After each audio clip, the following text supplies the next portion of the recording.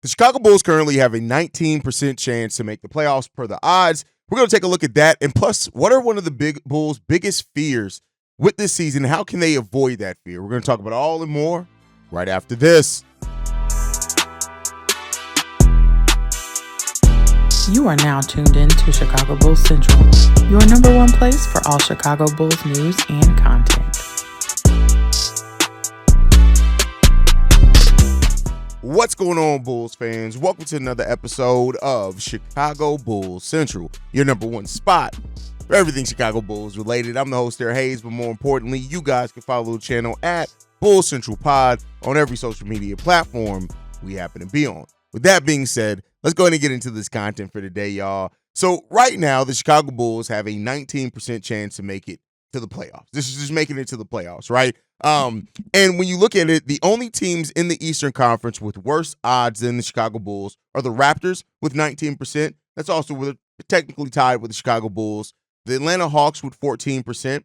The Washington Wizards with 10%. And the Philadelphia 76ers currently right now with a 2% chance to make the Eastern Conference playoffs. Now, we know a team like the 76ers have not had all of their pieces healthy. They're not going to have all their pieces healthy anytime soon with Tyrese Maxey going down. Yes, Joel Embiid and Paul George are returning, but you know that's the company that the Chicago Bulls are in right now, right? The Raptors, who are a team that, you know, shout out to Grady Dick, who's really having a really great season in the second year. I think he's averaging like 20-something points per game, but he's really balling out. The Washington Wizards, who we all knew weren't going to do very much coming into the season, they're more so showcasing their talent, trying to move some of their pieces. They did get a top 5 pick in this past draft, but with Jordan Poole down there getting shots, he's a more refined player this year. But again, the Atlanta Hawks at 14%.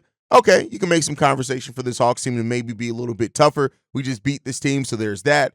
Then it comes down to it. It's just tough right now, right? So that's the company that the Bulls are in right now. You look at part of the reason why the Bulls have trailed by 15-plus points in 9 out of 10 of their games so far in a 4-6. And we talked about yesterday how even in the Bulls wins, out of those 4 wins that the Bulls had, 3 of those wins, the Bulls were down by almost 20 points at some point in that game. The Chicago Bulls have been the comeback kings so far on the season. And outside of, the Chicago Bulls, playing tough at times and having these great runs, like the Bulls have had some great runs in these games, but they haven't really been a good team yet, if that makes sense, right? Like they're putting things together. Like that fourth quarter against Atlanta was a masterful fourth quarter.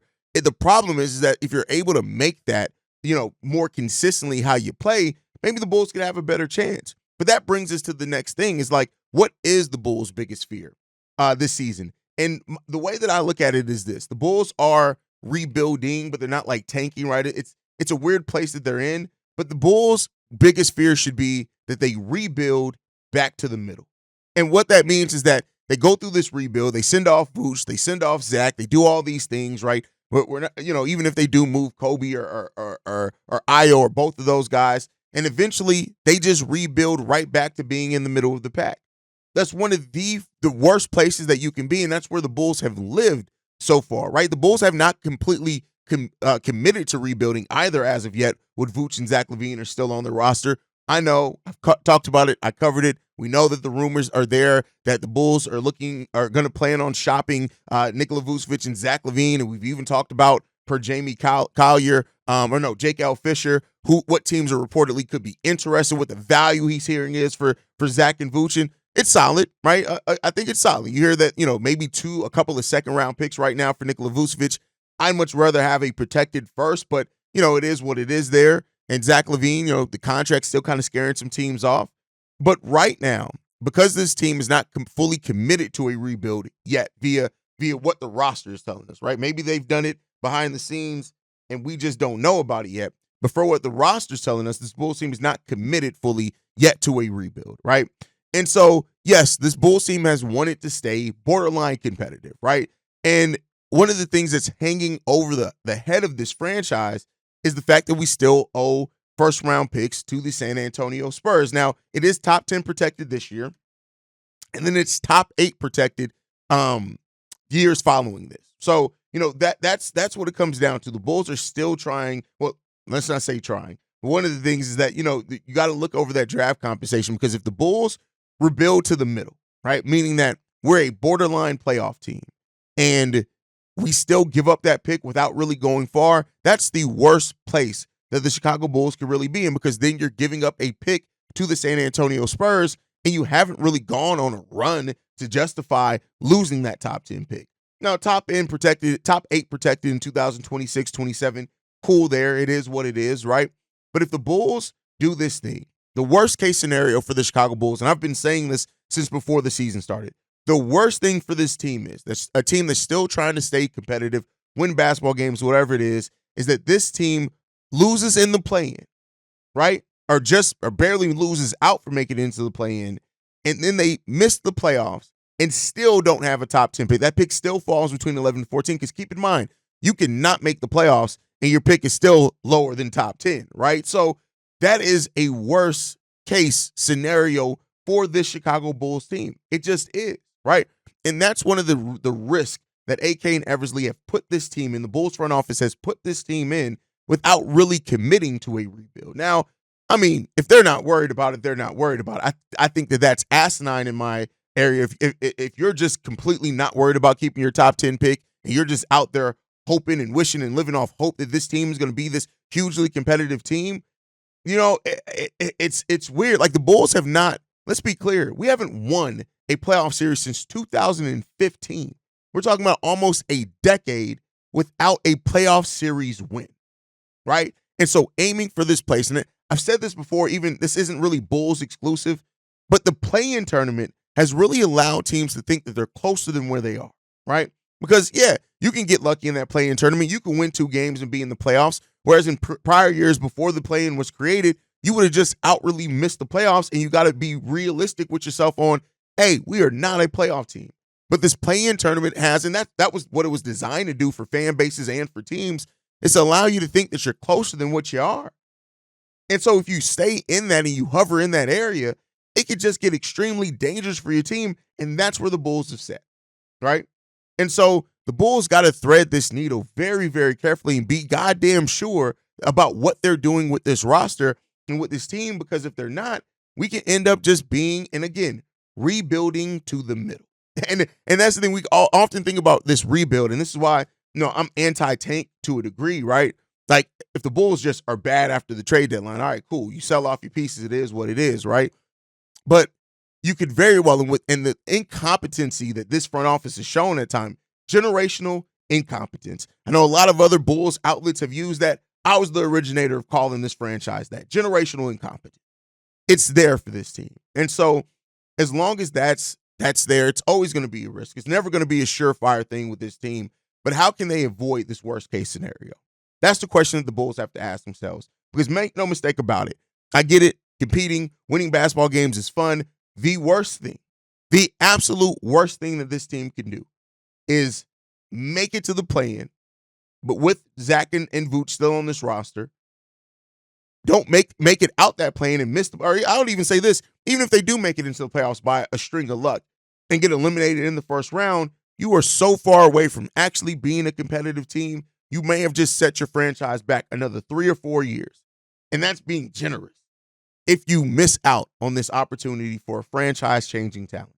Now, how can the Bulls avoid this? And I think it's very simple. We've talked about it. I've kind of shown my hand here. The Bulls have to lean into keeping their draft pick, meaning that they have to prioritize keeping that draft pick, in my opinion. I get it. This team's been fun. It's been competitive. It's been nothing special. Despite the uptick in pace, the uptick in three-point shooting, hell, the uptick in three-point makes and percentage, we are still one of the most inefficient teams in the game of basketball. We still have that 19% chance to make the playoffs right now in the early part of the season, right? We're still getting by the skin of our teeth to win the basketball games that we've had. Now, I think it's a given that Zach LaVine and Nikola Vucevic are going to be shopped at the trade deadline. It doesn't mean that we're going to be successful in it, but it means that they're probably going to be shopped. And with Vooch and the market that we talked about before, with his contract and his performance right now, and the value that teams could see that are there in Nikola Vucevic, the Bulls would be crazy to not take advantage of it if teams truly do come calling on Nikola Vucevic. I've seen you guys that ask questions in the comment section. Why will we move Vooch? He's been our best player. That is why you move Vooch right now. At 34 years old, the Bulls are not going to put a team out that's competitive enough in the 1 year after the season that Nikola Vucevic has on his contract to take advantage of how Vooch is playing right now. Unless you really think that this Bulls team has a chance to be competitive in the playoffs. And by competitive, it doesn't just mean making it to the playoffs. Has a chance of winning a playoff series. There is no point in holding on to Nikola Vucevic, who's an expiring contract next year. Now, some could say, well, Haize, let's wait to the offseason, especially with the way that he's rocking and rolling, and maybe that value's a little bit high. I give you that, right? But you also run the risk that Nikola Vucevic finishes this season either with an injury, on a down spurt, or whatever it is, and then you're not moving him, right? So that area, it is a sweet spot between the end of the season and before you play another game, because teams are going to be left whatever that lasting impression that Vooch has finished the season with, and maybe as an expiring contract, you can move that. So I'll give you that. But if teams are calling now, you kind of got to take it for where it is right now. The LaVine portion, we keep hearing it. Like, I think even in Jake L. Fisher, he said it the other day that the Lakers are a team that can get back in on the Zach LaVine trade market, especially with D'Angelo Russell, even though he's responded pretty well to coming off the bench so far. That's another thing that you have to look at. The Bulls, the overall thing right now is the Bulls don't have their building piece yet. They don't have their piece to build this team around. They just don't. Now, they have players that they can build with. And I like some of the players that they can build with. They have those players. They still got a player in Vucevic. We don't know exactly. Maybe he does ascend to being this player that you can build around, right? There's definitely a chance of that. But I think when you look at it right now, the part of the reason why it is time for the Bulls to lean in and maximize keeping that draft pick, it comes down to how we did see the Bulls finish that game against the Atlanta Hawks. Even though Zach LaVine had an impact in that game with his 18 points, he scored, 4 points in the second half, but his 7 assists, he had a key steal, he did that. When you really look at it, we were led in scoring by Ayo Dosunmu. One of the groups that helped lead that team back to being in a position to come back and win that game. You look at it. Jalen Smith, Julian Phillips, Dalen Terry, Kobe White, right, with his 11 points in the fourth quarter of that game as well.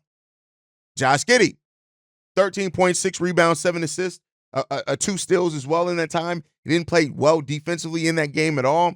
But when you look at it right now, over the players that got the lion's share of the minutes in that game and in that run, Phillips, 21, Josh Giddey, 22, Dalen Terry, 22, Patrick Williams, 23, Ayo Dosunmu, 24, Jalen Smith, 24, Kobe White, 24.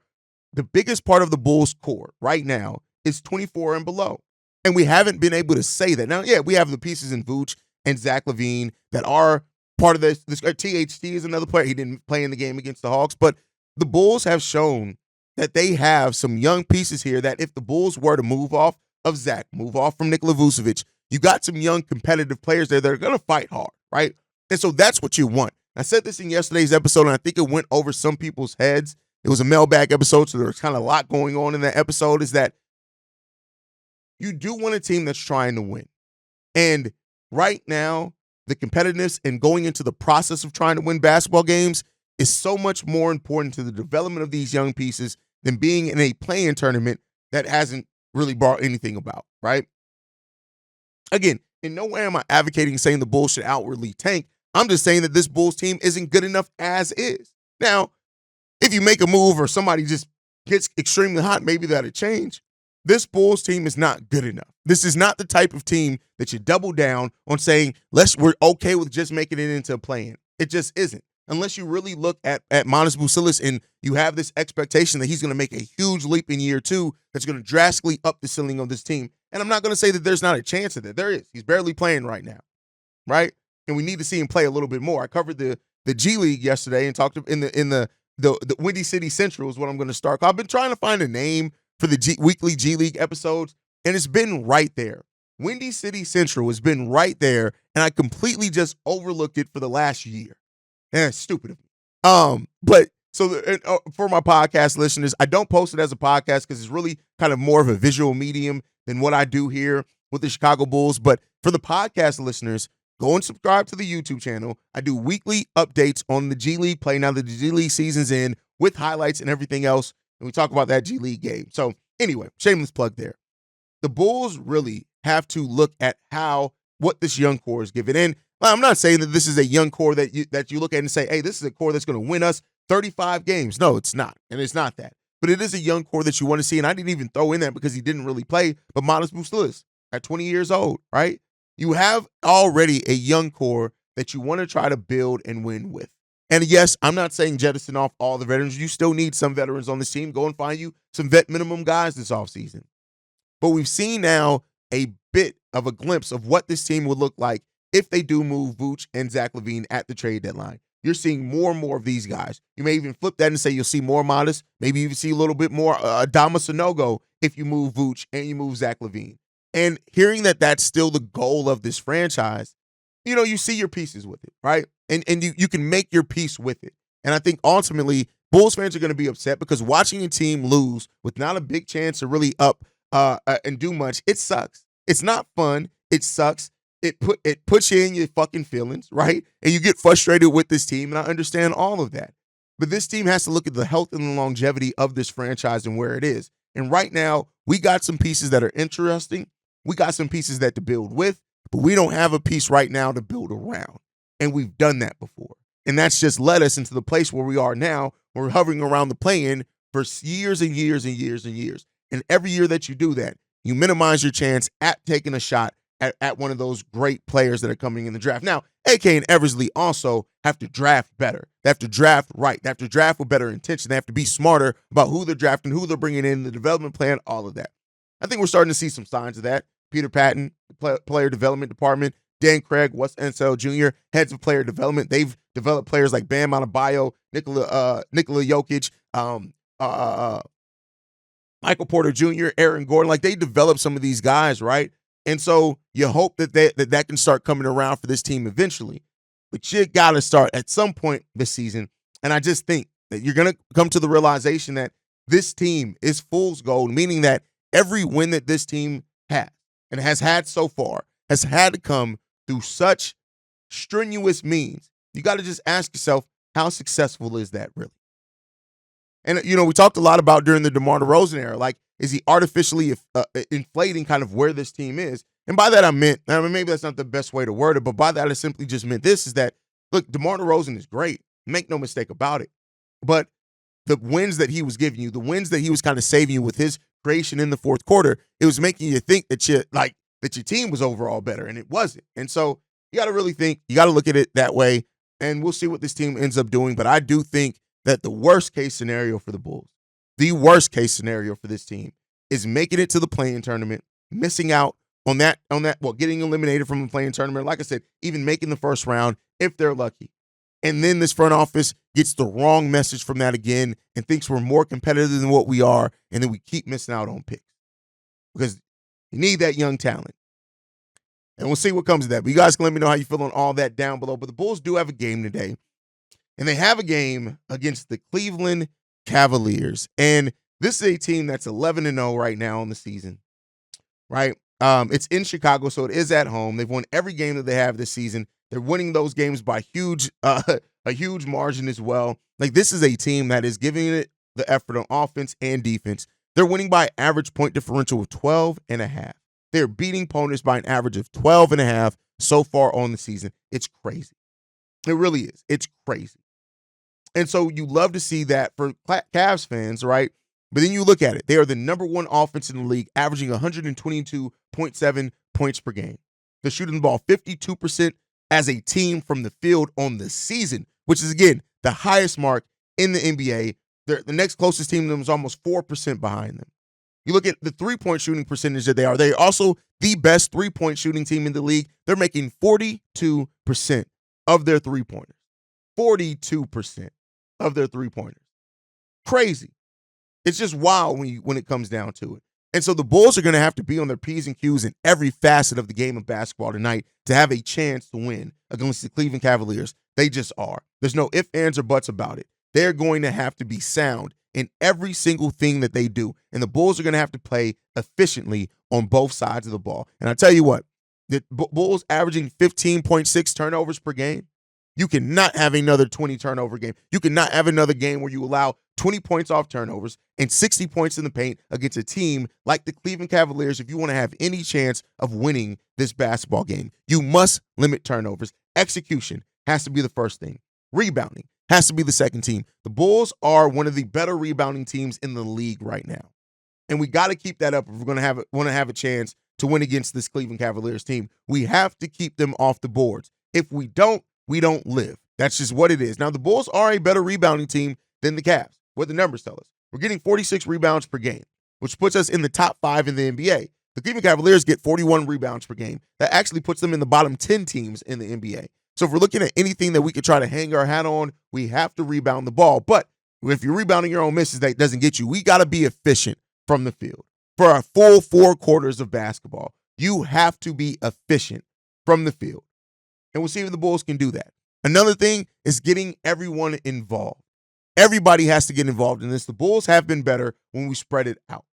The Bulls, rather than have one player average 25 or 28 points per game, the Bulls are better when you have your players that you have 5 to 6 players in double digits. Maybe you have 120 games, 20-point scorer, maybe 2, but you still want those 6 players in double figures. You need that. Getting everyone involved happens. And then also trust your best defensive lineups. Like, that's what got us back into that game against the Atlanta Hawks. You need to trust your defensive lineups. Now, that is part of the reason why we didn't see, we saw Giddey only play 25 minutes, and we only saw Giddey, not really in the game in that fourth quarter. But listen, that's just a result of what you need to play your best guys. Trust your defensive lineup, especially if they are the spark that this team needs yet again if this team gets down. This has got to be one of Billy Donovan's best coach games. It has to.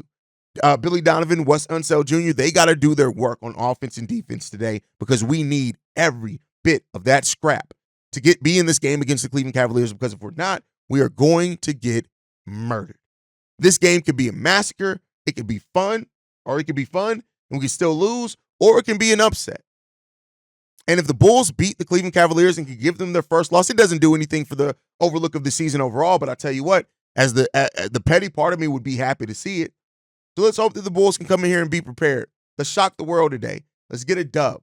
And we'll be here live covering it all here on the channel. Make sure you guys are following us at Bulls Central Pod. You can send us any feedback, questions, comments, concerns.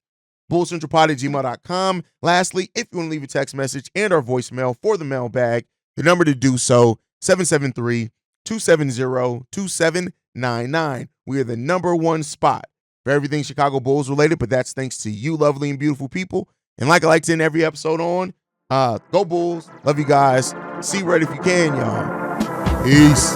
This has been a presentation of the Break Media.